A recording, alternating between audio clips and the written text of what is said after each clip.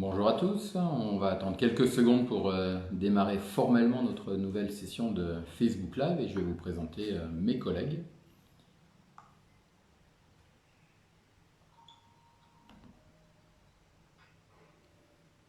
Facebook Live et je vais vous présenter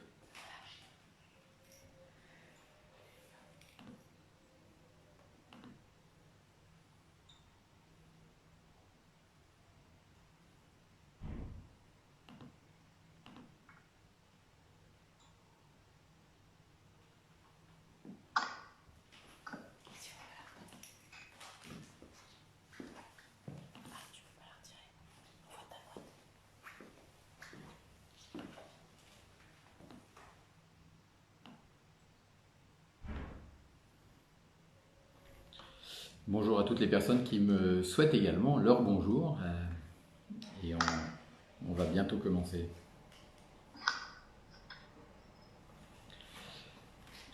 Bien, écoutez, bienvenue à nouveau avec nous juste à samedi 11h. Normalement, ça marche, le démarrage fonctionne déjà mieux que la semaine dernière. On n'est jamais à l'abri d'un petit souci technique.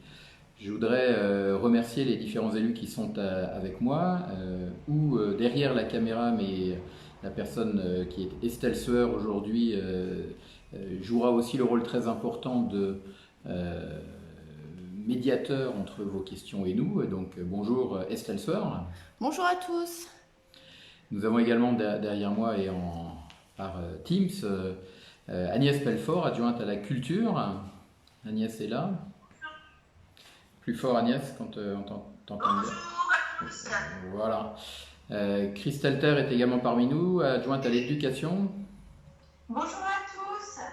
Voilà. Et également Éric Muller, conseiller délégué au développement durable. Éric. Oui, bonjour. Voilà, donc nous sommes 5 élus, également d'autres à votre disposition si on devait les appeler en duplex, mais on devrait pouvoir répondre à toutes vos questions. Alors c'est d'autant plus, non pas facile, mais c'est d'autant plus cadré que vous avez normalement tous dans votre boîte aux lettres ce matin le communiqué numéro 6 de la municipalité qui résume exactement le point de nos réflexions compte tenu des informations que nous avons ou que nous n'avons pas de la part des autorités nationales. Nous avons donc pu aborder très précisément la mise à jour des services qui sont ouverts ou réouverts ou pas tout à fait ouverts. Alors je dis à mes collègues de faire attention au bruit des papiers chez eux, peut-être qu'il faut enlever leur micro s'il vous plaît quand ils ne parlent pas. Nous avons également pu mettre à jour l'ouverture des services intercommunaux puisque vous avez vu qu'il s'est passé des choses cette semaine sur les services de collecte des déchets. En tout cas, il y a des annonces. Il y a également, bien sûr, la poursuite de nos actions de proximité avec tout un travail fait par une dizaine d'élus de prise de contact. On y reviendra évidemment avec les uns et les autres. Nous avions déjà beaucoup évoqué nos réflexions sur les prochaines manifestations la semaine dernière avec l'adjoint chargé des animations Jean-Michel Mazet. Vous avez la confirmation de ce qu'on vous disait dans le document. Néanmoins, on peut être amené à répondre à vos questions, notamment sur les points qui ne sont pas tout à fait tranchés, je dirais, comme la plupart des autres, c'est-à-dire la fête foraine et la base de loisirs, qui ne dépend pas que de la commune. Et puis, évidemment, c'est l'actualité. Les orientations pour le déconfinement ont fait l'objet de plusieurs prises de position ou interventions de nos dirigeants nationaux. Donc, je ne serai pas très long sur l'idée que la situation est encore très évolutive. Ce que je voudrais bien, avec toute mon équipe, vous faire passer à nouveau, c'est l'idée que nous nous préparons à plusieurs hypothèses qui ne dépendent pas forcément de nous. Ça ne nous empêche pas de travailler et d'en analyser les avantages et les inconvénients. Le scénario ou le contexte principal, c'est la reprise des écoles et de tous les services périscolaires qui sont de la responsabilité municipale, donc on pourra bien sûr y revenir. Et puis il y a la grande question des masques, à la fois les masques industriels et les masques artisanaux. Donc là, comme vous l'avez vu, il y a des précisions, mais on a bien conscience que c'est parfois pas totalement aussi explicite quand on lit un document que quand on l'écrit. Donc nous sommes à votre disposition pour tout ça. Alors, je le fais dans le désordre, sur les services qui rouvrent, donc on a déjà des commentaires de personnes contentes que la déchetterie soit réouverte. Est-ce que Eric peut peut-être nous donner quelques précisions sur à la fois les services de l'AXO et le service de la déchetterie qui ne dépend pas de l'AXO? Oui, effectivement, la déchetterie dépend du SMDO, syndicat mixte du département de l'Oise. La déchetterie a ouvert uniquement sur un rendez-vous. Donc sur le communiqué du maire, justement, il y a le site internet du SMDO pour pouvoir avoir toutes les informations. La déchetterie est ouverte uniquement sur quelques dates. Ouverture progressive, 25, 24, 25, 29, 30 avril et 2 mai pour le moment. Merci. Alors, clairement, c'était suite à des vraies discussions que nous avions au sein de l'AXO, puisque finalement, la déchetterie est un complément du service de collecte des encombrants qui est géré par l'AXO, mais qui est suspendu actuellement. Avoir à la fois la suspension de la collecte à domicile sur rendez-vous et la fermeture d'un site comme celui de Saint-Leu était un problème. L'AXO, la préfecture ont reparlé avec le SMDO qui est un syndicat départemental et qui a rouvert une vingtaine de déchetteries dont celle de Saint-Leu, mais dans les conditions restreintes qu'a rappelé Eric. On va bien voir comment ça marche, si le personnel est submergé, si tout le monde joue le jeu, parce que encore une fois la possibilité d'avoir accumulé des encombrants, notamment quand on est confiné à domicile, est bien logique et personne ne songe à faire de reproches là-dessus. La possibilité aussi d'attendre encore quelques jours doit être comprise par tous et bien entendu, et je ne vise personne, encore moins parmi les gens qui font le geste citoyen le samedi matin d'écouter ce Facebook Live. Bien entendu, tout ça ne doit amener personne à faire des dépôts sauvages sur le territoire de la commune et même au-delà. Nous en constatons certains, nous travaillons très vite pour enlever les déchets concernés et faire les enquêtes nécessaires, ou en tout cas transmettre les éléments à la gendarmerie. Donc c'est évidemment inacceptable et nous y sommes très attentifs. Nous avons, comme évoqué, la police municipale qui travaille dans des horaires décalés et qui travaille par exemple aujourd'hui et qui va être très, très vigilante. Voilà sur ce premier point. Est-ce qu'il y a peut-être de la part d'Estelle Sueur d'autres points qui seraient revenus depuis quelques jours sur le Facebook de la mairie? Oui, un point concernant la Poste. Mais encore. La Poste qui a rouvert donc les jeudis et apparemment on a eu plusieurs messages de lupoviciens qui se plaignent du service qui leur a été rendu.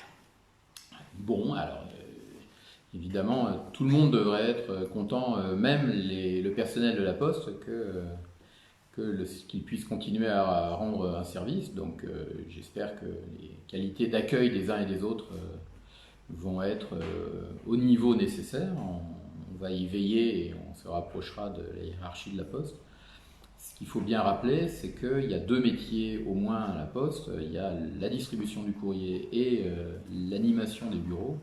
Ce sont deux métiers malheureusement parfois un peu trop séparés. Donc c'est pour ça que dans le communiqué, on vous parle à la fois de la distribution du courrier qui sera assurée 4 jours sur la semaine prochaine, et de l'ouverture des bureaux qui est encore restreinte puisque, comme vous l'avez vu, elle ne concerne qu'une seule journée. Mais en tout cas, bien sûr que personne ne doit être culpabilisé à l'idée de faire des déplacements vers la Poste qui sont considérés comme des biens et services essentiels. Encore un petit mot peut-être sur la Poste. Il semblerait que le courrier ne soit relevé que les mercredis, jeudis et samedis. Donc à vérifier aussi. On parle de la boîte de lettres. Le relevé du courrier. Une dame aurait posé la question sur le levé du courrier à la poste. En tout cas, alors, encore une fois, il y a trois choses. Il y a les boîtes jaunes qui sont dans les quartiers et qui normalement sont relevées par les postiers qui par ailleurs distribuent le courrier vers Saint-Leu. Il y a la boîte jaune qui est devant le bureau de poste qui doit être relevé de la même manière. Et puis il y a l'activité du bureau de poste lui-même qui doit se faire effectivement sur plus de jours que le simple jeudi, ça c'est sûr.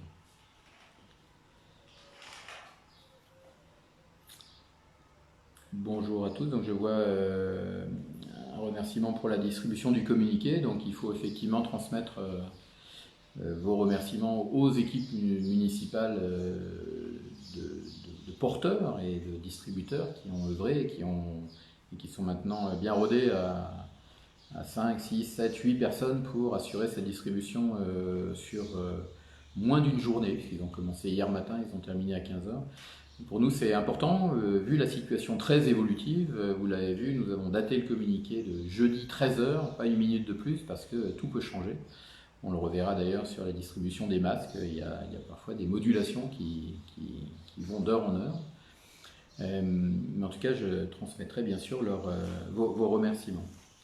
On a eu, je crois, à Estelle, un autre sujet.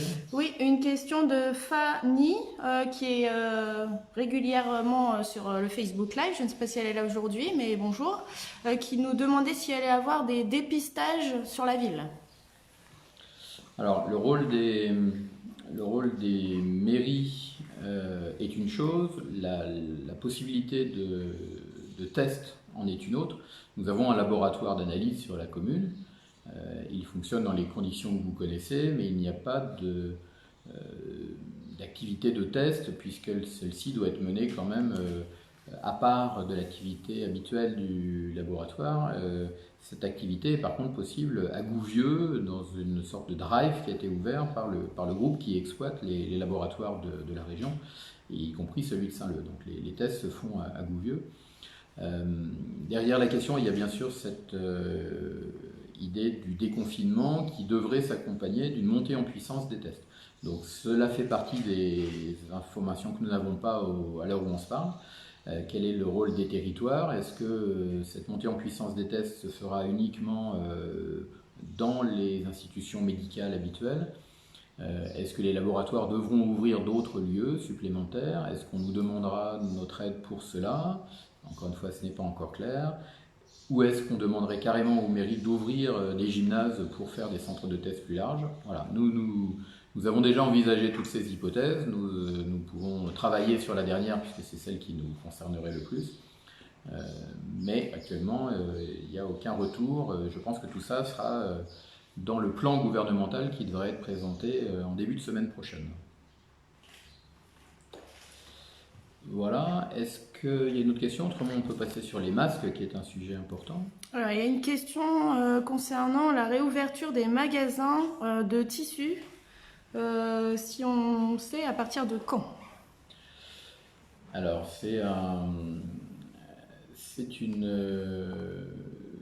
décision qui a été prise dans le cadre de l'accompagnement des pouvoirs publics à la fabrication de masques artisanaux. Et d'ailleurs, ça va être une très bonne transition pour rappeler notre stratégie sur les masques et notamment les masques artisanaux.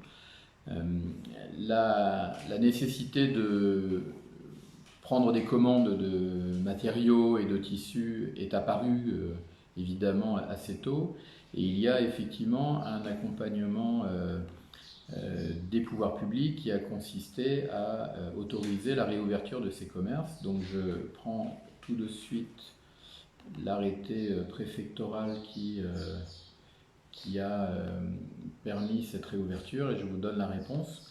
Je vais en profiter quand même pour passer la parole à Agnès Pelfort qui va nous rappeler comment nous sommes arrivés à accompagner une initiative de notre personnel concernant les masques artisanaux et uniquement artisanaux. Je reviendrai après sur les masques industriels. Agnès, sur les masques, et je vous donnerai la date après. Agnès est toujours là. Alors, en ce qui Oui. concerne les masques, Vas-y. Alors, en ce qui concerne la fabrication de masques artisanaux par du personnel municipal, c'est une proposition de leur part. Ça concerne des ATSEM, des préparatrices culinaires et des animateurs.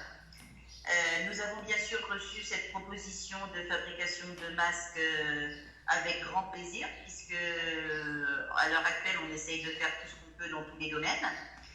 Donc, il a été décidé d'étudier à plusieurs quels masques nous pourrions fabriquer en suivant bien sûr les normes nécessaires, normes AFNOR. Elles ont fait des prototypes qui ont été essayés, on s'est tous penchés sur un modèle. Et la fabrication de ces masques artisanaux au sein de la commune dans une école sera accompagnée. Cette semaine a été vouée à l'installation de tout le matériel, y compris l'achat de certains matériaux. Heureusement, avant justement de cette déclaration d'ouverture, de réouverture des magasins de tissus, on a pu les services municipaux ont pu commander sur Internet de l'élastique et du matériel nécessaire, et elles ont aussi trouvé justement un petit magasin sur Compiègne qui a pu nous vendre du matériel pour pouvoir se lancer dans cet atelier. Alors cet atelier, il va commencer lundi prochain, lundi 27 avril, avec pour but de fabriquer au moins et environ 300 masques. Ces masques sont dans un premier temps destinés au personnel municipal. Donc on part bien sûr sur le principe de 2 masques par personne pour que celui porté une journée soit mis au lavage et qu'on puisse repartir le lendemain avec un propre. Une partie de ces masques sera destinée aux élus qui, si pour l'instant on a beaucoup travaillé en visioconférence, etc., il va bien falloir ressortir et se montrer prudent. Et aussi pour l'équipe Solidarité qui, comme certains d'entre vous le savent, sont déjà parfois sur le terrain en train d'aller frapper à certaines portes et aider certaines personnes. Donc nous avons tout le matériel, nous avons les locaux, nous avons ces volontaires que nous remercions d'avance, et nous nous rencontrons tous lundi matin pour mettre en route cet atelier. Alors je vais juste rajouter quelque chose sur l'ouverture des magasins pour le tissu, puisque j'ai une petite sœur qui tient le magasin de tissu, un grand magasin de tissu à Beauvais, et qui a fait donc partie des nouvelles dispositions. Alors l'arrêté, Frédéric, tu me diras si je me trompe, mais il était immédiat, c'est-à-dire qu'il était à effet immédiat. Les magasins pouvaient rouvrir à partir d'aujourd'hui. Il faut aller sur chaque site de chaque magasin, parce que ce sont les propriétaires, les patrons qui ont décidé des horaires. C'est-à-dire que, par exemple, à Beauvais, ça ne sera ouvert que le matin. Personne ne rentrera dans le magasin.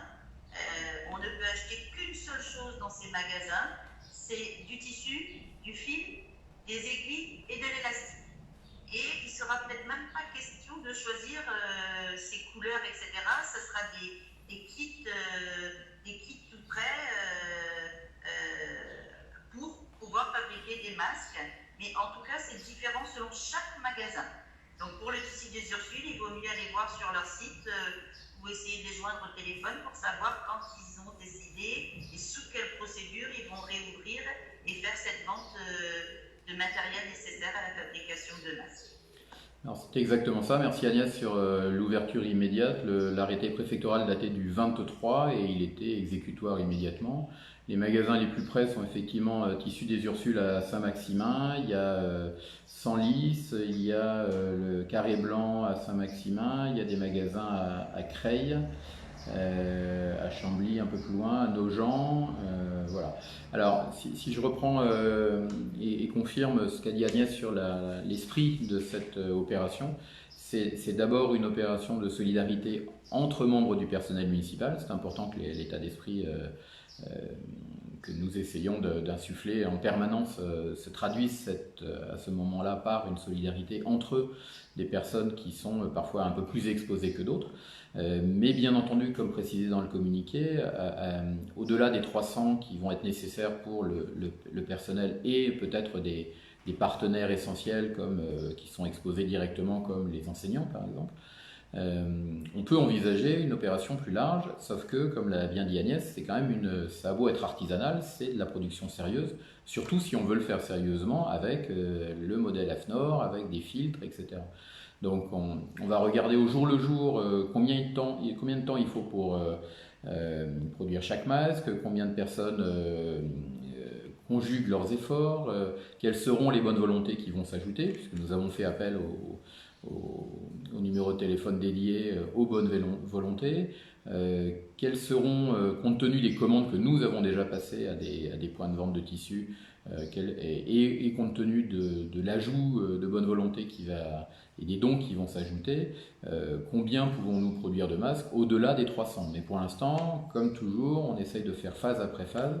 Il y a eu la phase d'étude, il y a la phase maintenant de production de départ pour la cible qui est évoquée, et il y a bien derrière la possibilité d'une phase plus large, mais qui doit être également préparée, et si chacun veut coudre ses masques, c'est tout à fait possible, mais dans ce cas-là, on n'est pas dans la même opération. Là, on parle bien d'une opération coordonnée par la mairie, sur la base d'un modèle, et sur la base, je dirais, d'une mutualisation de la production, c'est-à-dire que nous souhaitons que ce qui serait produit dans ce cadre-là s'ajoute à nos stocks actuels de masques et puisse être distribué plus largement.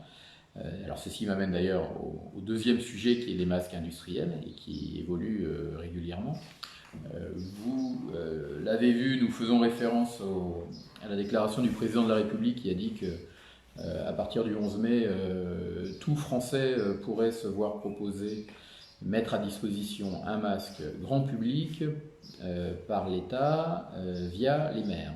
Donc nous sommes partis de là, c'est-à-dire que nous restons encore sur l'hypothèse que l'État va tôt ou tard nous livrer des masques grand public, c'est-à-dire lavables et réutilisables, que nous pourrions distribuer dans les conditions déjà esquissées dans le communiqué, c'est-à-dire via 3 points que tout le monde connaît, qui sont les 3 bureaux de vote de la commune, dans des conditions de précaution et d'hygiène tout à fait précises, que nous avions déjà prises, ces précautions, à l'occasion du vote du 15 mars.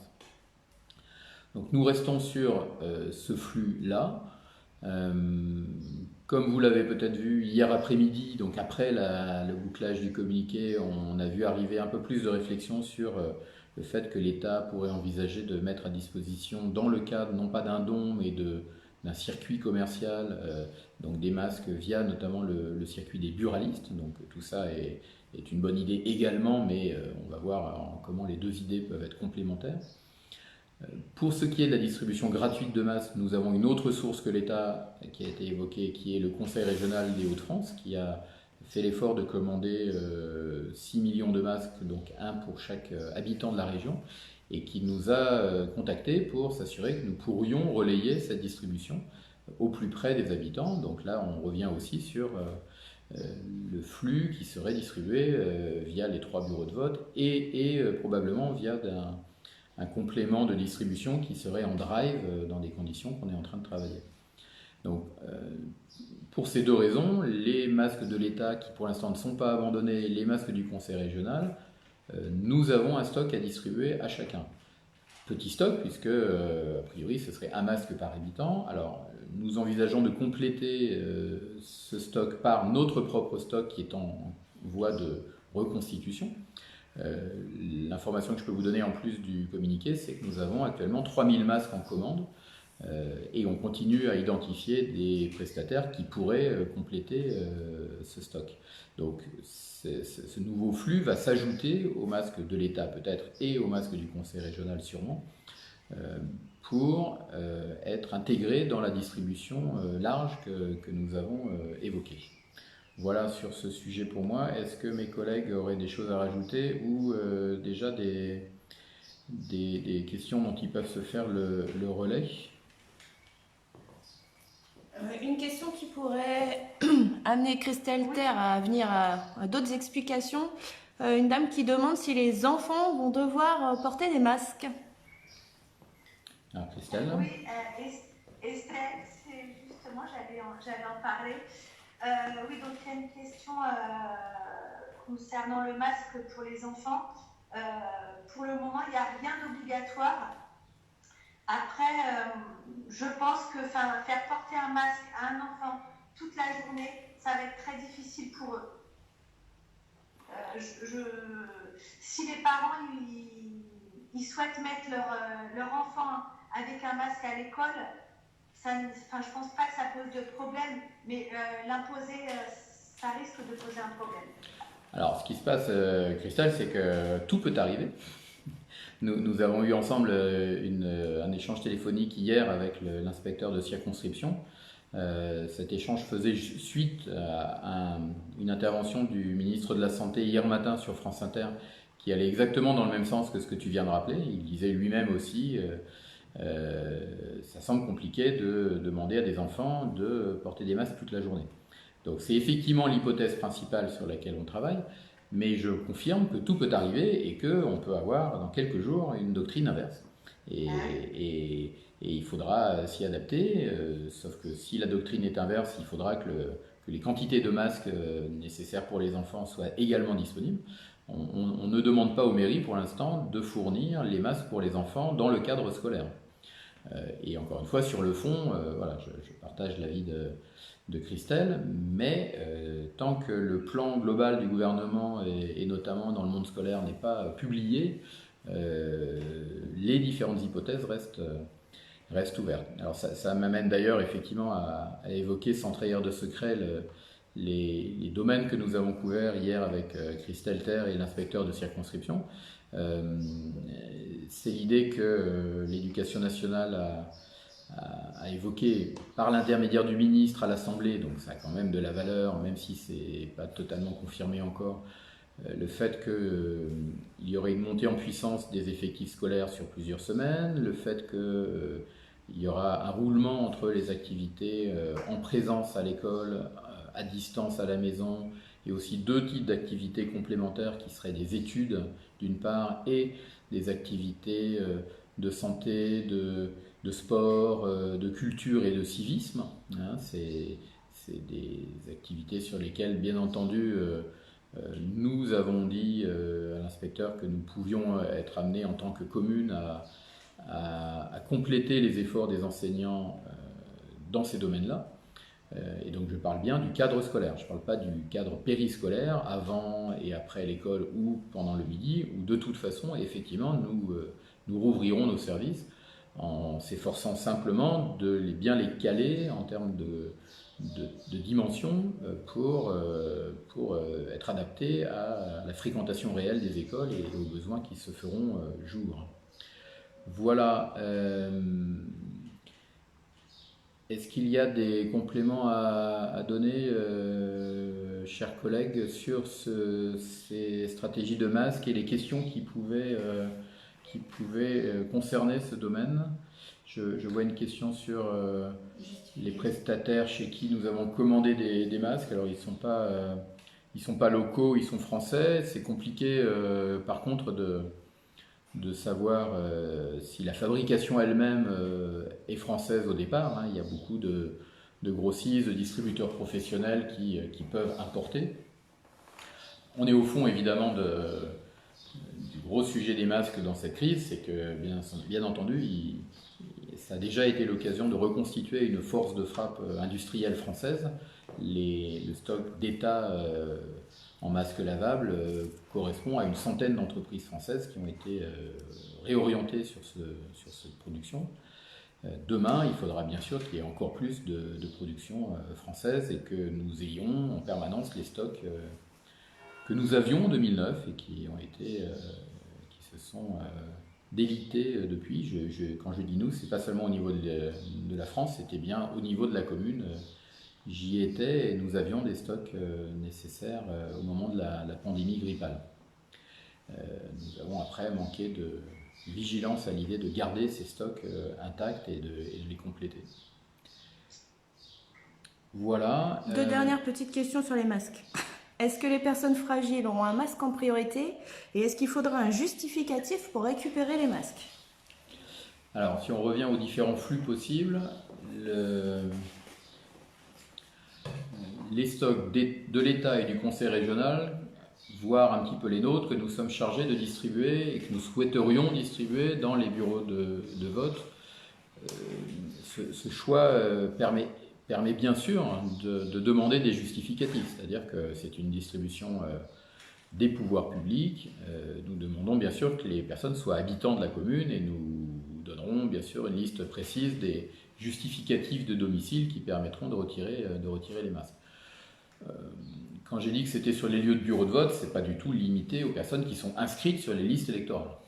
Et après qu'elles veuillent le faire par ailleurs, c'est un autre sujet, mais ce n'est pas une inscription de force sur les listes électorales à laquelle on va procéder, c'est simplement une ventilation de la population sur 3 lieux qui correspondent à 3 groupes de rues dans la ville, et bien sûr on redonnera dans toutes les boîtes aux lettres un document qui remontre à quel bureau de vote est rattaché chaque rue.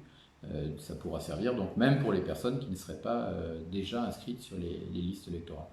Mais l'objectif est bien de demander des justificatifs de domicile et également de taille de la famille, parce que si l'idée est de distribuer un masque par habitant, encore faut-il savoir à peu près la taille de la famille. Donc sur ce plan, les travaux continuent, mais on peut considérer que la présentation du livret de famille est quand même le plus simple pour avoir une idée de la taille de la famille.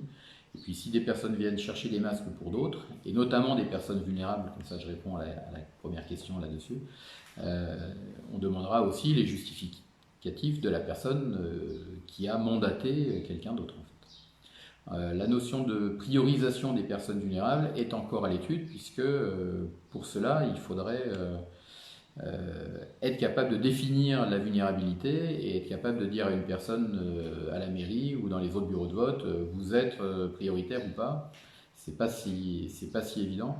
Ce qu'on peut se dire, et Agnès l'avait évoqué pour les masques artisanaux, c'est que l'équipe Saint-Leu Solidaire qui, elle, va se déplacer à domicile, pourra éventuellement renforcer notre distribution de masques auprès de personnes qui ne peuvent pas se déplacer.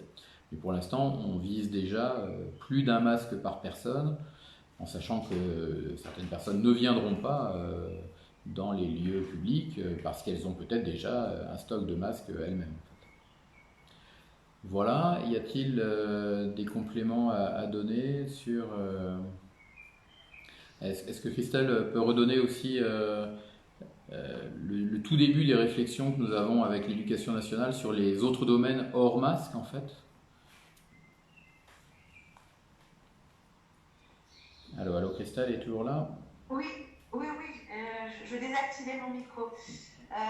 Oui, donc, comme tu l'as dit tout à l'heure, l'école se reprendrait en 4 ateliers, donc du présentiel, distanciel, études et sport, santé, culture, civisme.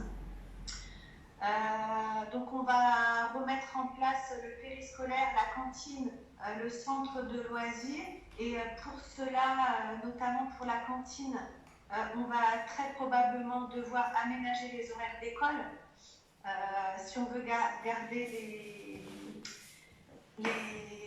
les distances. C'est ça. Donc tout ça, ce sera un partenariat avec l'Éducation nationale. On a d'ailleurs une réunion tous les deux avec l'inspecteur et les 4 directrices la semaine prochaine. On a contacté notre prestataire de restauration qui est d'accord pour nous livrer les repas, même si nous n'avions que très peu d'enfants. Donc ça, c'est déjà une bonne chose. Et puis, nous allons rester très, très vigilants, notamment sur le nettoyage des locaux, même surtout pendant le temps scolaire. Donc tout ça, c'est des choses qu'on va mettre en place dans les jours à venir.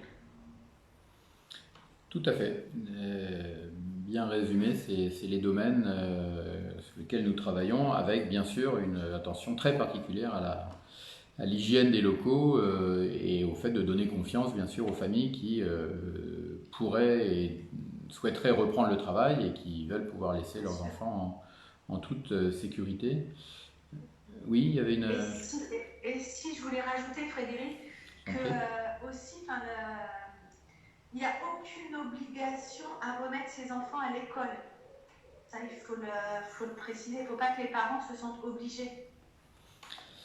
Oui, alors encore une fois, ça c'est ce qui est très évolutif, c'est que ce principe-là... Ça a été dit la semaine dernière. Donc ça a été dit en fin de semaine dernière, après qu'on ait dit un peu le contraire en début de semaine dernière, donc on va vraiment attendre le plan du gouvernement, mais effectivement c'est l'hypothèse principale qu'il n'y ait pas d'obligation scolaire. Par contre, la précision que donne l'éducation nationale, c'est que s'il n'y a pas d'obligation de venir à l'école, il y a quand même une obligation de scolarisation, et dans ce cas-là, effectivement, c'est le travail à distance.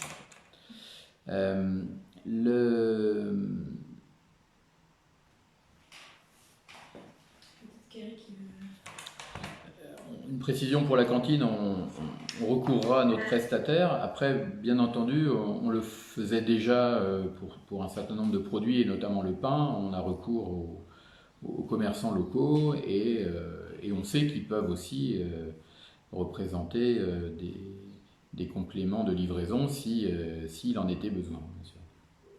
Il y avait une intervention, oui?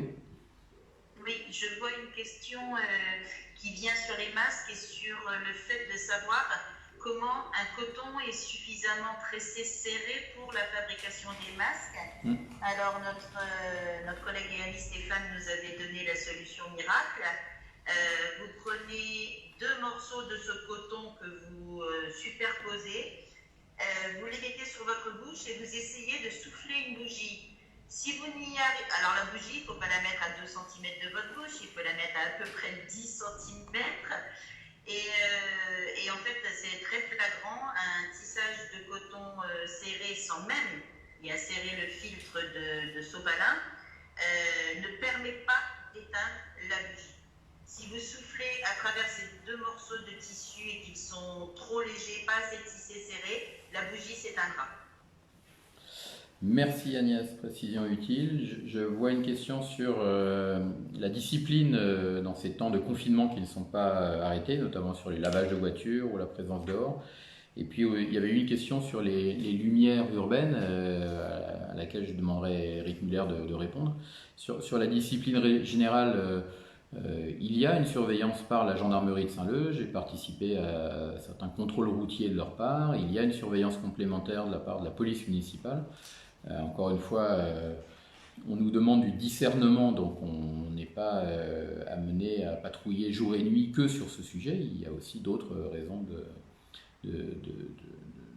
d'accompagner cette ville dans sa sécurité. Mais bien entendu, il n'y a aucune faiblesse de notre part sur des comportements qui seraient répréhensibles ou qui seraient inciviques. Donc je continue à demander à chacun de faire des efforts. On a été amené à rappeler aussi dans le communiqué que le brûlage de déchets est interdit, de déchets verts est interdit, d'autant plus que, vous l'avez vu, la collecte par l'AXO va reprendre le 5 mai. Sur les lumières de la ville, Eric Muller? Oui, alors si je me souviens bien, la question c'était pourquoi est-ce qu'on n'éteignait pas la lumière pendant la nuit? Alors il y a plusieurs réponses. Déjà d'un point de vue technique, on n'a pas de pilotage centralisé de toutes les armoires électriques qui conditionnent les lampadaires. Il faudrait passer armoire électrique par armoire électrique si on voulait s'orienter vers ce choix-là. Justement, c'est un choix qu'on n'a pas décidé de prendre. On a mené de longues réflexions sur notre stratégie en termes d'éclairage public. L'année dernière, on a commencé à investir dans la rénovation de notre parc de lampadaires, à moins de 900 points lumineux sur la ville. Donc il va falloir phaser sur plusieurs années, puisque ce sont des budgets. L'année dernière, on a investi Et on t'entend mal, Eric, c'est crachotant. Tu peux te rapprocher peut-être du micro. L'année dernière, on a investi 130 000 euros dans la rénovation de quelques rues déjà. La rue Sans Passetou, le quai d'Amont, la rue Elsa Triolet, et toutes les petites rues qui sont autour. Le choix technique qu'on a fait, c'est un passage à la LED intelligente, ce qu'on appelle aussi le smart lighting. C'est-à-dire que la LED, sa puissance lumineuse va être abaissée automatiquement à partir de 23 heures. Va être abaissée de 100 à 30% sa puissance. Ça permet de maintenir un éclairage au cœur de la nuit, tout en faisant des économies d'énergie et en réduisant la pollution lumineuse. Tous ces lampadaires sont connectés à un portail informatique qui permet justement de suivre à distance l'état du bon fonctionnement de ce parc. Une autre option qu'on a choisie, c'est que si jamais personne devait se promener dans la rue sur le créneau 23h-6h, créneau durant lequel la puissance est abaissée, nos lampadaires sont équipés de détecteurs de présence. Si un piéton circule dans la rue au cœur de la nuit, la puissance lumineuse va être augmentée à son maximum. On a trouvé ça vraiment très, très bien, ça répond à toutes les problématiques liées à l'éclairage public, environnement, sécurité et lutte contre le gaspillage financier. Merci Eric, tu as très bien résumé la synthèse à laquelle nous avons procédé pour tenir compte des avis qui sont d'ailleurs qui se reflètent dans les questions, notamment la dernière qui consistait à rappeler qu'il y a aussi des personnes qui ont besoin en horaire décalé d'y voir clair. Donc je pense que c'est un bon compromis, mais qui nous permet vraiment de faire des économies qui seront réinvesties ailleurs.